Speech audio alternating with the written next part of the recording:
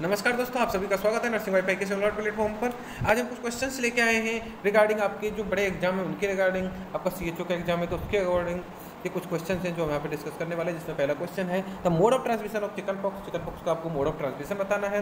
तो आपको पता होना चाहिए, इसमें ऑप्शन दिए हैं जैसे ड्रॉपलेट न्यूक्लियर हो गया, इन्फेक्टेड ब्लड्स हो गया, मॉस्किटो हो गया, रोडेंट हो गया। तो हम सबसे पहले चलते हैं रोडेंट की तरफ। तो रोडेंट से क्या फैलता है? प्लेग फैलता है। ठीक है, प्लेग इसमें फैलता है। नेक्स्ट आता है मॉस्किटो। तो मॉस्किटो को आपको पता है कि मॉस्किटो से क्या फैलता है? मलेरिया फैलता है। क्या फैलता है? मलेरिया। ठीक है, इन्फेक्टेड ब्लड से और भी इन्फेक्टेड डिजीज हैं जो फैलती हैं, लेकिन जो ट्रांसमिशन ऑफ चिकन पॉक्स है वो फैलेगा आपका ड्रॉपलेट न्यूक्लियाई से। इंपॉर्टेंट चीज़ ये है इसमें कि ड्रॉपलेट न्यूक्लियाई होता क्या है। तो ड्रॉपलेट न्यूक्लियाई ये चीज़ें होती हैं जब एक व्यक्ति होता है, एक प्यूपल होता है, एक व्यक्ति होता है। वो व्यक्ति जब स्नीज करता है, जब वो स्नीज करता है, जब वो स्पीक करता है, जब वो कफ करता है, उस टाइम कुछ जो ड्रॉप्स होती हैं, जो ड्रॉप होती हैं वो कैरी करती है किसको? जैसे चिकन पॉक्स डिजीज़ के कुछ माइक्रो ऑर्गेनिजम्स को। और जब वो ये सब चीज़ें करेगा तो वो एक सरफेस पे जाके क्या हो जाएंगी? प्लेस हो जाएंगी। और जब वो प्लेस हो जाएंगी, नेक्स्ट कोई बॉडी है उससे जब टच में आएगा, उसके जब कांटेक्ट में आएगा तो वो उसको इनहेल कर लेगा। और उसको क्या कर लेगा? इनहेल कर लेगा ऑक्सीजन के थ्रू या सांस के थ्रू। तो वो डिजीज़ कैसे हो जाएगी? ट्रांसफ़र। तो इसका आंसर क्या जाएगा इसमें? Droplet nuclei. ठीक है, तो ये हमारी एक टेस्ट सीरीज है जिसमें हमको पता होना चाहिए कि इसमें हम करेक्ट आंसर भी देख सकते हैं। तो इसमें करेक्ट आंसर क्या है? ड्रॉपलेट न्यूक्लियाई है। ठीक है, नेक्स्ट क्वेश्चन की तरफ हम चलते हैं। और नेक्स्ट क्वेश्चन है हमारा एक epidemic usually affecting a large population of proportion of population occurring over a wide geographical area such as continent और वर्ल्ड। आपको पता होना चाहिए ये सब चीज़ें। अगर आपको इसमें से कुछ इंपॉर्टेंट चीज़ निकालनी है तो आपको पता होना चाहिए कंट्री, आपको वर्ल्ड इसमें ध्यान रखना है, आपको वाइड और जियोग्राफिकल एरिया याद रखना है, तब जाके आप इस क्वेश्चन के पास पहुँच पाते हैं। ऑप्शन हम देख लेते हैं इसमें। एंडेमिक हो गया, स्पोरेडिक हो गया, पेंडेमिक हो गया और एक्सोटिक हो गया।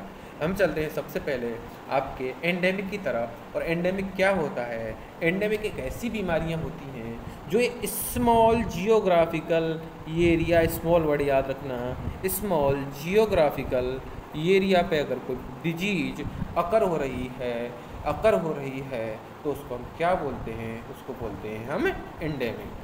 ठीक है, नेक्स्ट इसमें ऑप्शन में है स्पोरेडिक।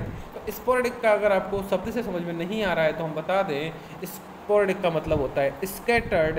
कुछ जगह पर, कुछ स्पेशल जगह पर क्या होती है? डिजीज होती हैं जिसको हम क्या बोलते हैं? स्पोरेडिक बोलते हैं। ठीक है, जो कि जैसे अगर हमारे पास ये 4 एरिया हैं जिसमें कुछ यहाँ पे हुए, कुछ केसेस यहाँ पे आए और यहाँ पे आए, मतलब कंप्लीटली कवर नहीं किया है, लेकिन कुछ स्पेशल एरिया में अगर ये कवर कर रहा है तो हम उसको क्या बोलते हैं? स्पोरेडिक बोलते हैं। ठीक है, नेक्स्ट क्वेश्चन अगर हम देखें, नेक्स्ट ऑप्शन अगर हम देखें तो इसमें आता है पेंडेमिक, जो शायद इस क्वेश्चन का आंसर हो सकता है कि जैसे उन्होंने वो पेंडेमिक में कौन सी चीज़ आती है, जैसे इंटरनेशनल ट्रांसमिशन। अगर मैं पेंडेमिक की बात करूँ तो इसमें आता है इंटरनेशनल ट्रांसमिशन।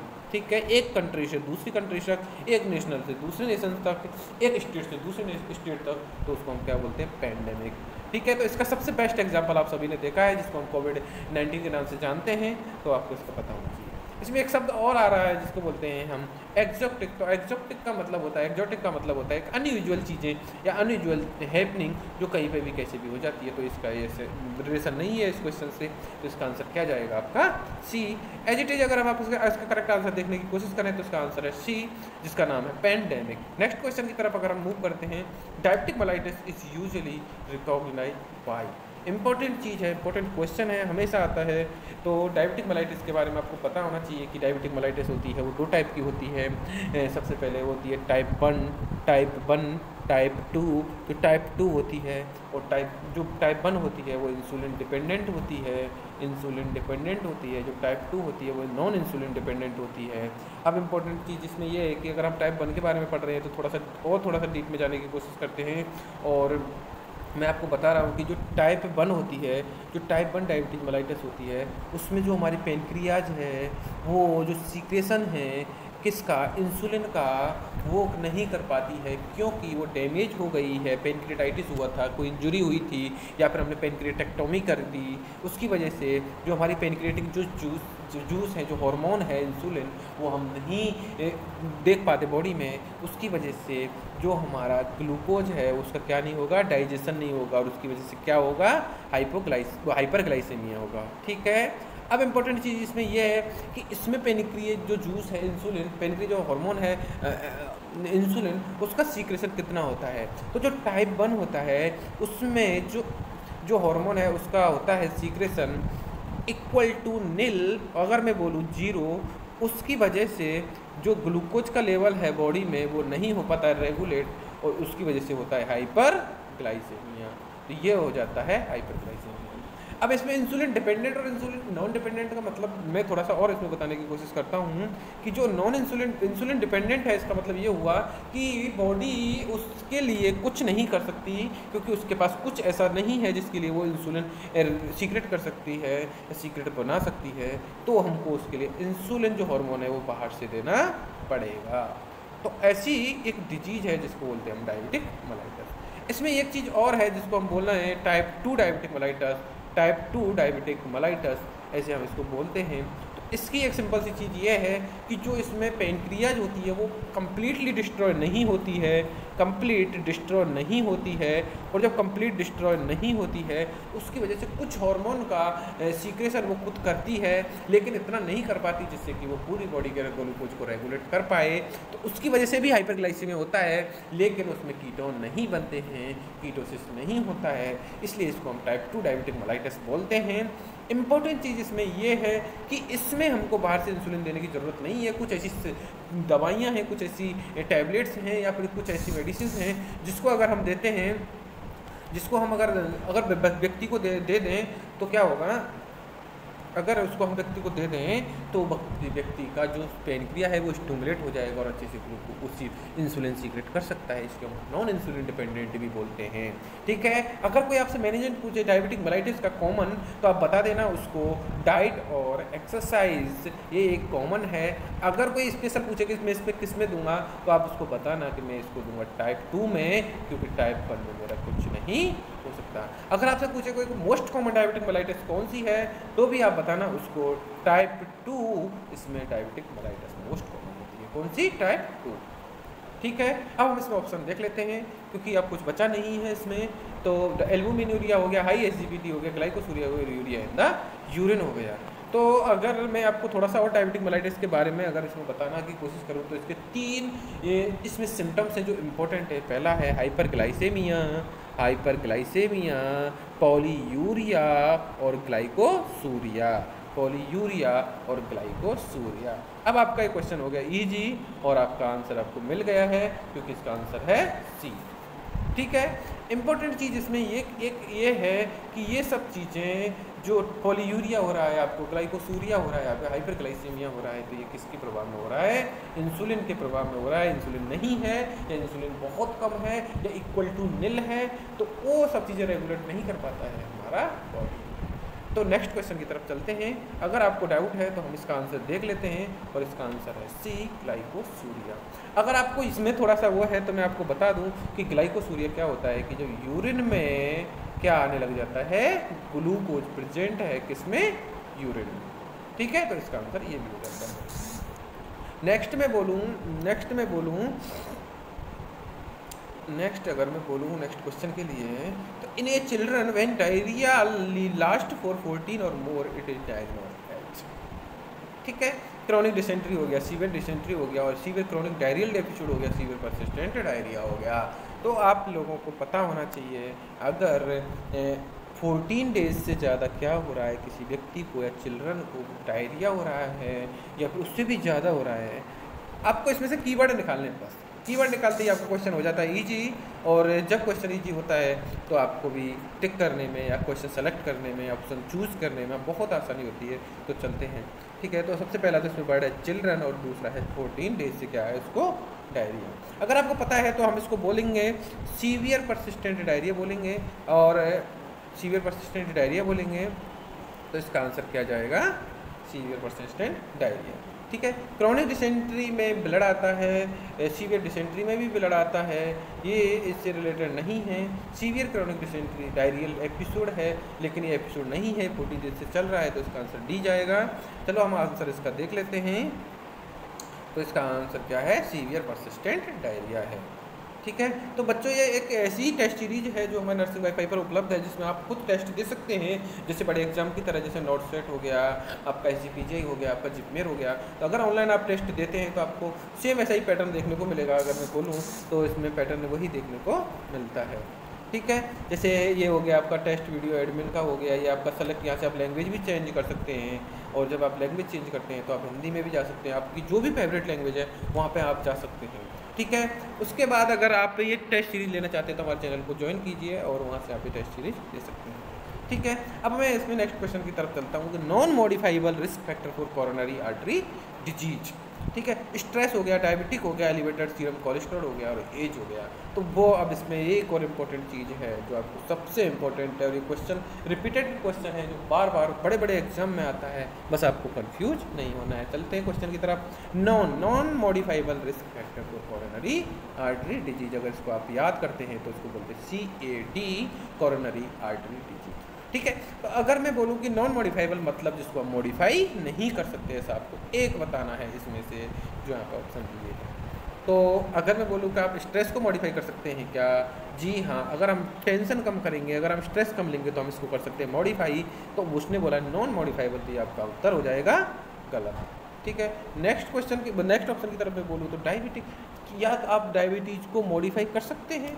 जी हाँ, अगर आप डाइट और एक्सरसाइज, मैंने जैसे लास्ट क्वेश्चन बताया, डाइट और एक्सरसाइज से हम डायबिटीज़ को भी मॉडिफाई कर सकते हैं। एलिवेटेड सीरम कोलेस्ट्रॉल, अगर किसी का कोलेस्ट्रॉल का लेवल बढ़ा हुआ है तो वो एक्सरसाइज डाइट से भी सीरम कोलेस्ट्रॉल को क्या कर सकता है, रेगुलेट कर सकता है। तो डाइट और एक्सरसाइज, अगर आप हार्ट की अगर कोई डिजीज़ पढ़ रहे हैं, अगर आप कोई क्रॉनिक डिजीज़ पढ़ रहे हैं, तो अगर आप डाइट और एक्सरसाइज अगर मेंटेन करते हैं, आप जंक फूड नहीं खाते, फास्ट फूड नहीं खाते हैं, एक्सरसाइज करते हैं, रेगुलर वॉकिंग करते हैं, तो शायद आप लगभग 70% डिजीज़ से रहेंगे दूर। तो डाइट और एक्सरसाइज एक इंपॉर्टेंट चीज़ बन जाती है। यहाँ तक कि स्ट्रेस को भी डाइट और एक्सरसाइज, अगर आप एक्सरसाइज अच्छे से कर रहे हैं, morning walk, evening walk, running या फिर जॉगिंग, जो भी आप कर रहे हैं, उसमें भी स्ट्रेस कम होने के चांसेस रहते हैं और स्ट्रेस कम होता भी है। ठीक है, अब आती है आपकी एज क्या है, ये मॉडिफाइबल है क्या, नहीं है। तो अगर कोई व्यक्ति की एज 50 है और अगर उसको कोई डिजीज होती है, क्या वो चेंज हो सकती है? नहीं, एज फिक्स है। वो अगर 50 ईयर का है तो 50 ईयर ही रहे, कोई सी कंडीशन में आप एज को चेंज नहीं कर सकते। तो हम चलते हैं ये क्वेश्चन की तरफ और इसका आंसर है डी, एज। ठीक है, नेक्स्ट अगर मैं बोलूँ एक्सोप्थैलेमस इज कैरेक्टर साइन ऑफ, एक्सोप्थैलेमस एक ऐसी डिजीज है बच्चों जिसमें जो आँख है, जो आई है, वो ऐसे बड़ी बड़ी दिखती है। आँख कैसी दिखती है आपको? बड़ी बड़ी दिखती है। अगर आँख बड़ी बड़ी दिख रही है तो हम इसको बोलते हैं एक्सोप्थैलेमस। और अगर आपने पढ़ा होगा हाइपरथायरॉयडिज्म, हाइपोथायरॉयडिज्म, हाइपरथायरॉयडिज्म, हाइपोथायरॉयडिज्म, तो आपको ये चीज़ समझ में आई होगी कि एक्सोप्थैलेमस किस में होता है। तो हम इसमें बोलते हैं हाइपरथायरॉयडिज्म में। ठीक है, हाइपरपिट्यूटरी में और भी हार्मोन हैं जो इंक्रीज होते हैं। इंक्रीज इंट्राक्रैनियल प्रेशर होता है, उसमें जो एक्सोप्थैलेमस है वो नहीं होता है। इसमें क्या होता है, जो आईलिड होती हैं या फिर जो आँख होती हैं अपनी, वो ऐसे क्या बोलते हैं उसको, जो आईलिड होती है उसको कवर करके ऐसे ड्रिमिंगलिंग ऑफ द आई होता है इसमें। ठीक है, हाइपोथायरॉयडिज्म का एक सिम्टम्स नहीं है क्योंकि इसका जो हाइपोथायरॉयडिज्म में क्या होता है कि जो BMR होती है वो कम होती है। ठीक है, और जो हाइपरथायरॉयडिज्म होता है उसमें BMR इंक्रीज होती है। इंसान बहुत बिजी दिखता है किसमें, हाइपरथायरॉयडिज्म में, और इंसान स्लो रहता है किसमें, हाइपोथायरॉयडिज्म। ठीक है, अगर हम इसको थोड़ा सा और चलते हैं तो इसमें कोल्ड इंटॉलरेंस देखते हैं हम किसमें, हाइपोथायरॉयडिज्म में। और जो वार्म इंटॉलरेंस मतलब जो हॉट इंटॉलरेंस देखने को मिलता है हाइपरथायरॉयडिज्म में। टेम्परेचर बढ़ा हुआ मिलेगा आपको हाइपरथायरॉयडिज्म में और टेम्परेचर कम मिलेगा आपको हाइपोथायरॉयडिज्म में। अगर आपको रीजन समझ में नहीं आया तो मैं बता दूं, क्योंकि इसमें होती है BMR कम, और एक थायराइड एक हार्मोन है जो हमारी BMR को करता है रेगुलेट। तो अगर थायराइड कम है तो टेम्परेचर कम है क्योंकि BMR कम है। ठीक है, और इसमें बहुत सारी डिटेल हैं जो हम इस क्वेश्चन में डिस्कस नहीं कर सकते। नेक्स्ट क्वेश्चन में हम या फिर नेक्स्ट जो टॉपिक रहेगा उसमें मैं आपको बात करेंगे। ठीक है, तो ये इंपॉर्टेंट चीज़ है। ठीक है, अगर कोई पूछे सर एक्सोप्थैलेमस की स्पेशल ठीक है, तो ये नेक्स्ट क्वेश्चन है, what is the full percentage of fully immunised children for Madhya Pradesh as पर NFHS।